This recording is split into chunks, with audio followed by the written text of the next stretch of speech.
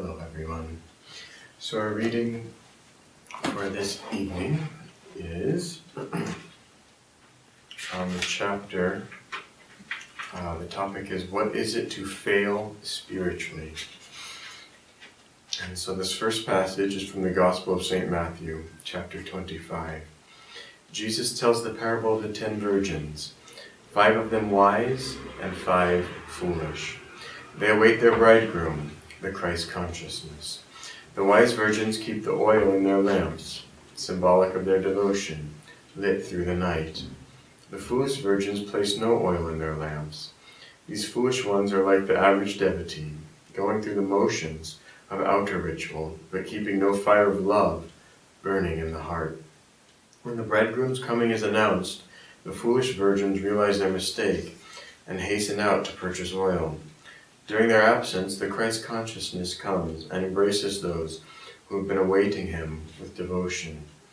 The foolish ones, by their lackluster devotion, are not accepted by him. Watch, therefore, Jesus told his listeners, for you know neither the day nor the hour wherein the Son of Man cometh. In Autobiography of a Yogi, Paramahansa Yogananda describes the foolish virgin consciousness he encountered in the Mahamandal hermitage he stayed in as a young man in Benares. I was pleased, he wrote, that my new home possessed an attic, where I managed to spend the dawn and morning hours. The ashram members, knowing little of meditation practices, thought I should employ my whole time in organizational duties. They gave me praise for my afternoon work in their office. Don't try to catch God so soon. This ridicule accompanied one of my early departures toward the attic. Later, during meditation, I felt lifted as though bodily to a sphere uncircumscribed. Thy Master cometh today. A divine womanly voice came from everywhere and nowhere.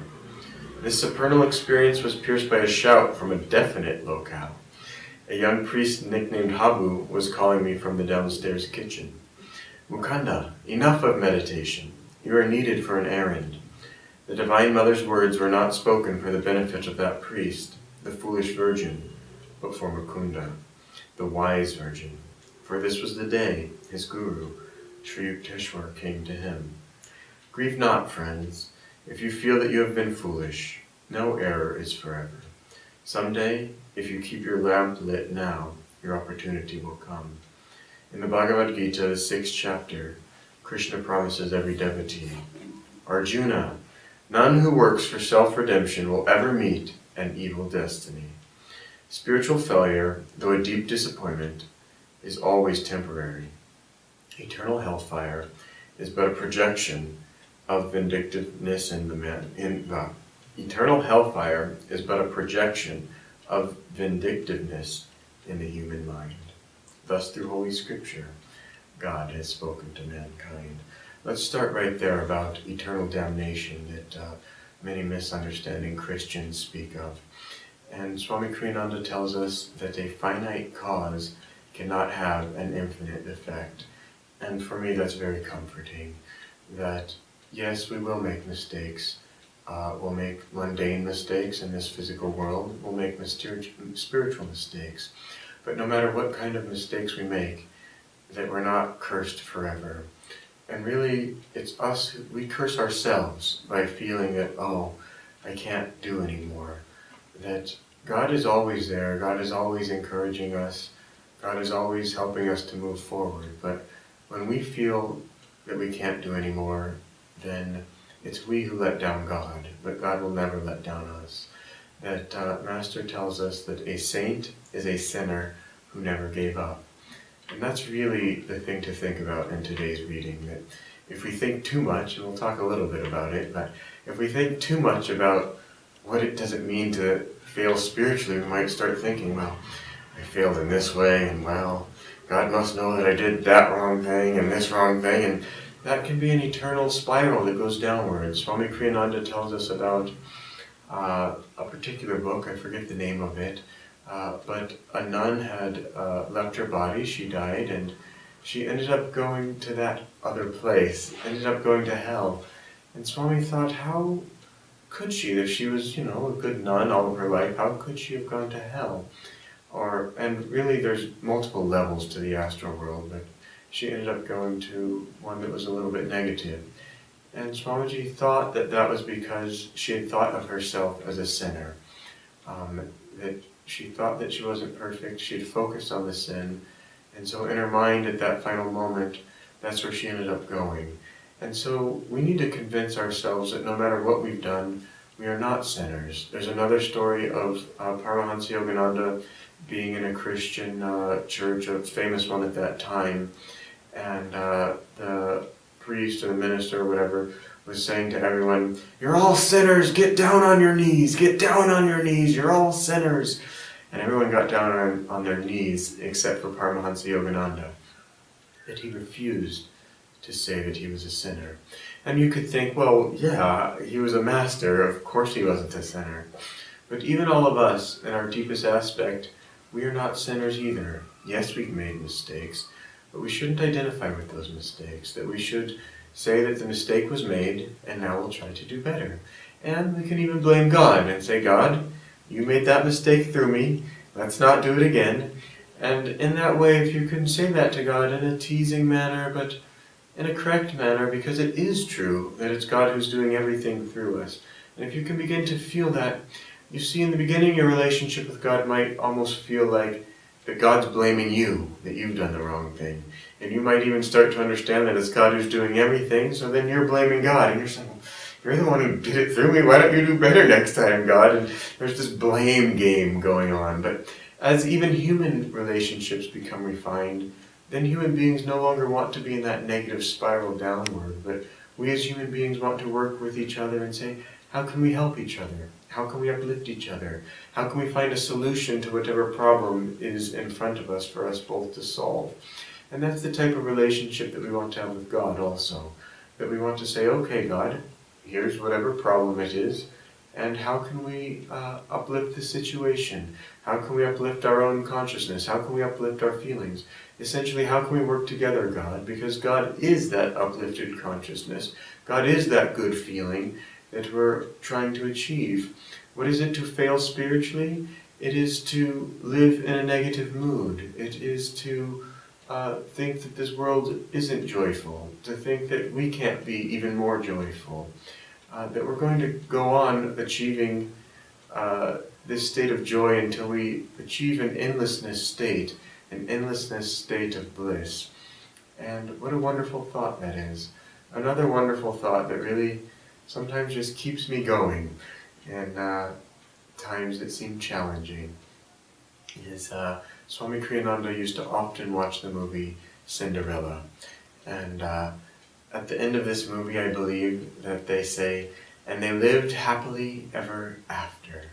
And there was one moment where Swamiji was he was so moved by that statement, and they lived so happily ever after.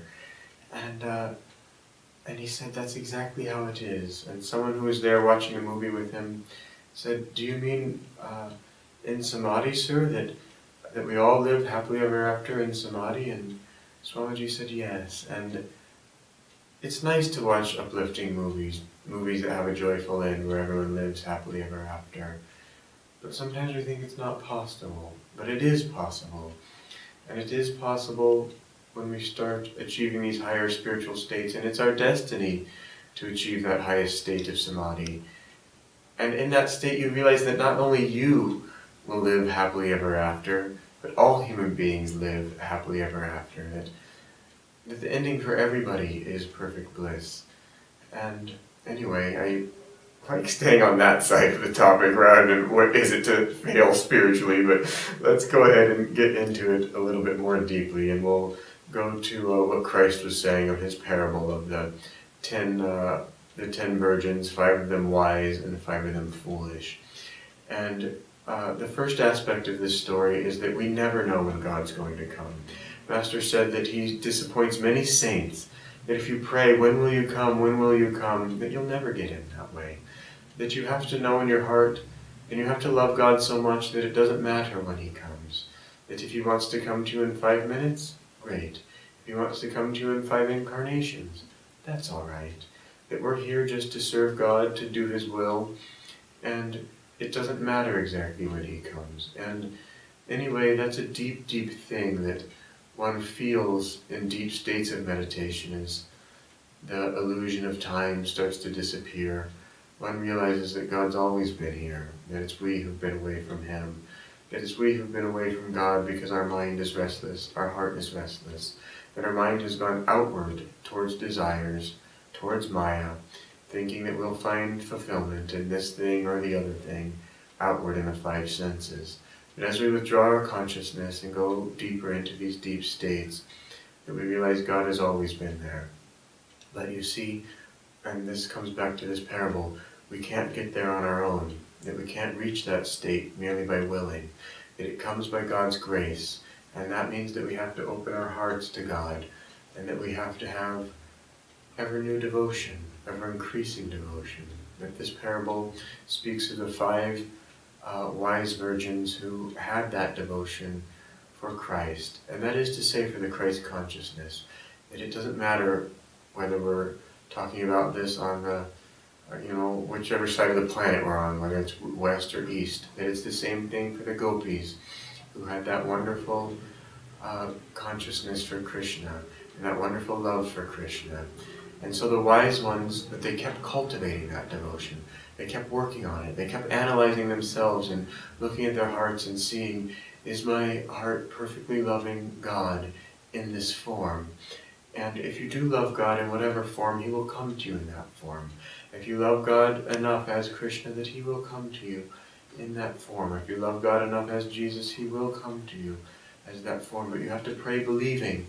You have to pray with ever deeper devotion so that the ether will burn and that Krishna will come to you. And now another part of this parable is that you cannot fool God. You might outwardly fool all of your friends, you might fool all the priests, you might fool everyone in your spiritual congregation, and they might all think, oh, that person has the greatest love for God. But you can't fool God. That God knows your heart, and he knows your innermost thoughts. He knows the whispers of your soul, the silent thoughts even, that are behind your thoughts, and what you really want. And if you really want God, if you're really cultivating that, he will come, but he will test you also. That he will make sure that your heart is pure and clean, and that you don't want anything else. And that's why it does take time. It does take a little bit of time for us to become ever more pure. But we just keep going. That no matter what tests God gives us, first see them as coming from God, and then just keep going forward. But to fail spiritually means to not have that perfect devotion. It means to not understand who our guru is and not relate properly to our guru, to think that we know better than the guru, or to think that we can please the guru with outward signs of devotion but not have a perfectly pure heart. There's other things when it comes to what is it to fail spiritually as well, that it might mean not to listen to the guru. And we are talking about serious things actually this evening, because when the guru tells you something, it's serious. He can see all of your incarnations. And if you veer off even a little bit, that you can be lost for incarnations. But it's okay. If he's a true guru, he'll come back for you again and again. And he'll help uplift you, and he'll help take you out of the mess. Also, failing spiritually might mean not being able to listen sensitively to the guru. And I want to tell an important story about this. I may have already told it previously, but it's so important it bears mentioning. And Nayaswami Deviji told this in Mumbai a while back, and it was that she was walking with Swamiji, a few other people walking, and Swamiji said, "Oh, that's what that glance meant." And this was 60 years later when Swamiji said, "Oh, that's what the glance meant," from Paramahansa Yogananda, when he just glanced at Swamiji and he was trying to convey something to Swamiji. It took Swamiji 60 years to understand what that glance was, and later Swamiji told Deviji and some other people who were there. But can you understand that level of attunement? 60 years later to think that's what one little glance from the guru meant? But that's a high level of attunement. That's trying to feel the Guru's consciousness in you at all times. That's trying to feel that the Guru is the one who's eating and acting through you and talking through you. That's trying to consciously draw on the Guru's presence moment by moment, every day, and trying to deepen that devotion. And we must work on our devotion. There's a chant that we have, and the words are, "In the thought by my love brought." That every thought comes, whether it's from the heart's outwardly pointing desire, or whether it's from the heart's inwardly pointing desire, up from God. And the more we love God, the easier it is to control our mind. That we don't have to think so hard to control our minds and to control our restless thoughts. That if we just perfect that one aspect on the path, perfect devotion, everything else falls right in line. There's another thing I want to mention on this topic this evening, and that is Swami Kriyananda's mother. That she used to, she had a bad finger or something got broken in it, and ever since then she couldn't play the violin properly, but she still played it. And she would say about that if something's not worth doing badly, then it's not worth doing at all. The phrase we normally hear is, if something's not worth doing well, then it's not worth doing at all. But the point of her saying that was she still played the violin, even though she knew she could no longer do it well. And it's a goad for us to take up our courage. And if there's things that we think, oh, I can't do that, I might fail, that we need to try to do it anyways. That we need to try to do more and more things in this world until we feel that God can do anything through us. And that doesn't mean that we're going to be building our ego. That we have to have a healthy ego. That we have to feel that first that we can do anything. And then as we grow into even bigger tasks and we start to pray to God and ask Him to do things through us, that we'll feel His presence within us, we'll feel that guidance, and we'll begin to draw on that grace and feel that God can do anything through us. But we start slowly, and the process isn't going to go perfectly. We will fail. We will take hard knocks and we'll land on our nose, but that's all right. It means that we were a little bit out of tune, that a little bit of ego crept in, and we were trying to do the old way of doing things, of just on our own, and we weren't working hand in hand with God's grace. But when we fail, smile, get back up, try again. Remember, it all adds up to zero anyways. And so that means that outwardly, we're going to fail as many times as we succeed. But inwardly, we need to keep up our attitude, and we need to keep up a happy, cheerful attitude. And this outwardly failing, inwardly failing thing reminds me of another story that I want to tell this evening. And that is that Master one time was just flipping a fork idly and trying to get it to go into a glass. And he tried at it many times, and it was looking like he wasn't succeeding. He kept trying, and eventually he got the fork in, but the glass broke. And he said to Swami Kriyanandaji, "Yes, but I got it in." And you could think, well, he failed, that he broke the glass. But he was affirming the positive side of the situation, that he tried and tried and tried again, and then eventually he got it in there. And we just need to have that undaunting courage, that undaunting, that nothing can make us turn away from our resolute goal to find God. Even if we were to fail in every outward endeavor that we ever picked up, it's all right. Just never fail in the most important thing in life, and that's to seek God. And it's okay even if you feel you have failed in it. You're never lost until you think yourself lost. That you just have to get up. And it's more this process of getting up again and going again that's more important than what's going on outwardly. Because this outward thing is just a dream. It's just a show. It goes on eternally. It never actually gets there. It never actually goes anywhere. And it just goes on in a circle.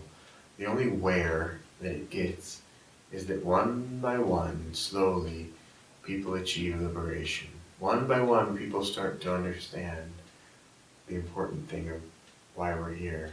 they start to understand, oh my gosh, this goes nowhere. It just goes in a circle. There's only one point, to find God. And in that finding God, we must say, to help others find God, that you won't find God if you just think of it selfishly for yourself. That you have to think, how many others can I help bring to God? I love Master's words. They're beautiful. They're poetic.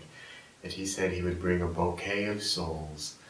And so we too want to see how many people we can uplift, or if we know that we can find God in this incarnation, that we want to see how many others we can help to find God.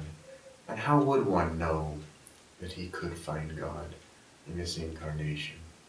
Maybe his guru would just simply tell him, like Master told Swami Kriyananda, that you'll achieve liberation in this life, but it won't be till the end of your life. But then Master ended something very interesting, something very important. Master said, but don't think about it too much. And that goes for every human being who's striving to achieve liberation in this lifetime. Don't think about it too much, because you'll wonder, am I almost there? Am I almost there? And in that wondering, you'll start falling backwards. That Ramakrishna put it so beautifully, that it's like there's a nail in the wall, and your job is to pull that nail out. You have no idea how deep that nail is. You just know that you just need to keep pulling. Just keep pulling, just keep pulling. Anyway, we have a few minutes left. I'll open it up to questions. Let's see if there are any questions. No, again, no questions. It could get sad, but that would be to fail spiritually. So let me just recenter myself here and see if there's anything that I wanted to say in here, or I'll look at my notes if not. And let's see here.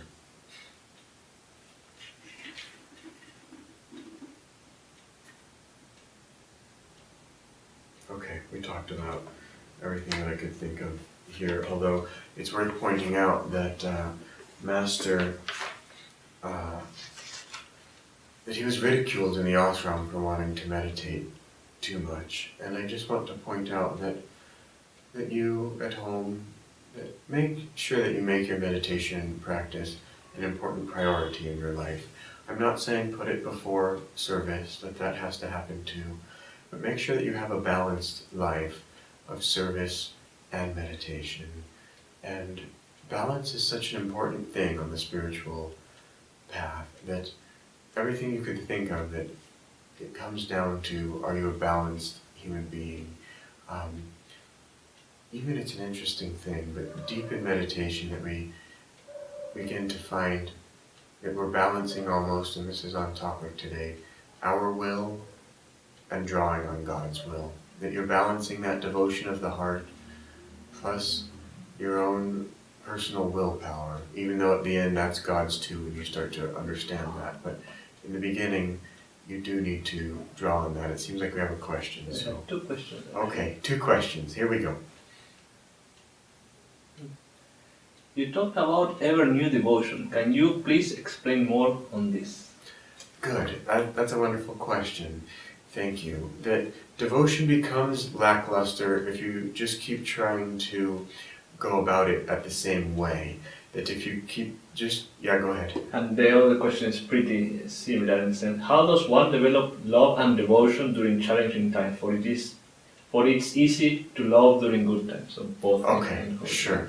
So the ever new devotion is constantly looking for different ways to fire up that devotion. That you might play the same chant over and over again, and it's fine, it's good, but that's not the only way to develop devotion.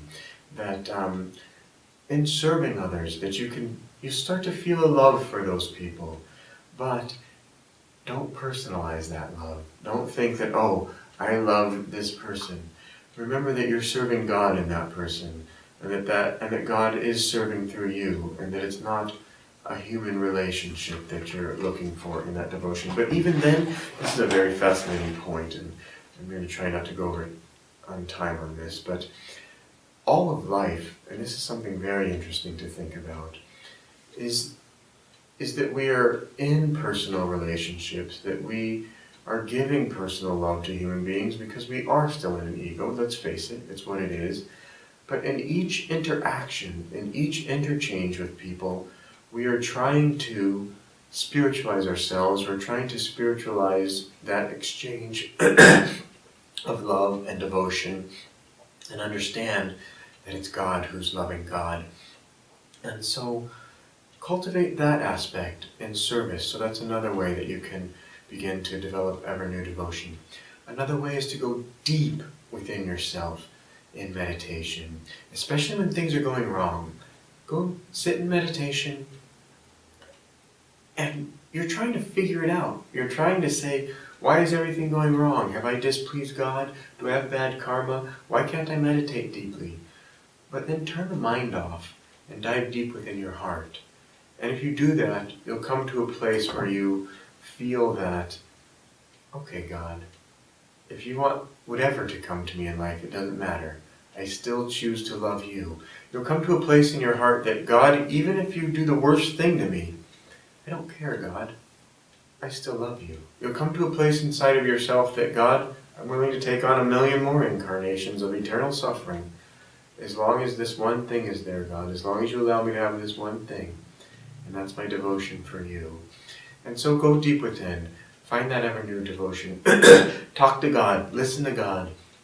Keep listening to life. You'll find your way. But don't let it get stale. It's the same thing in human relationships. That if you are married and you have your children or whatever the case is, but to your beloved in the human form, that look for new ways to make the relationship ever new.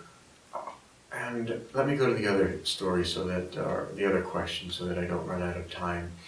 And you know what, Bara, what was it? I forgot what that was. How does one develop love and devotion during challenging times? Challenging times, thank you. And so, in these challenging times, it's the best time to develop devotion. That Master's words are that failure is the best time to sow the seeds of success. If you fail at something, it's the best time right then to say, I have not yet succeeded, I'm getting up and we're going to try again and I might fail 1,000,000 times, but I'll never stop and we're going to make this happen. And it's the same with your devotion. That's for an outward thing if you fail. But if your devotion starts falling apart in the tough times, that the easiest way is, as I said before, and you were right that the questions are interrelated, but the easiest way is to dive deep within yourself. Because if you do that, you find within your core that there's a spark of God, there's a flame that can never go out. Even if things or people are dying all around you, that still within yourself, there's something there. And it's that something that you've really been seeking. It's that relationship that you've really been trying to figure out. But really, no one can tell you how to make a proper relationship with anyone. That you have to do the work. That you have to try to be sensitive and listen to the other person's feelings. And in this way you have to be sensitive and try and listen to God's feelings. It's an interesting point. Does God have feelings? He does. He has all of the feelings that are manifested through all human beings, that are manifested through all of creation. But he has higher and higher feelings and more refined feelings. And in the end, those highest feelings is that unconditional love that God has for us. And know this for a fact, that yes, God impersonally loves all of the creation in his aspect as the Father. But in her aspect as Divine Mother, God loves you very personally. God is taking a deep, deep interest in your life, in your every thought, in your every action. And she is very deeply calling to you and wondering, when will my child return home to me? When? So, don't disappoint Divine Mother. Return home quickly. Joy to you.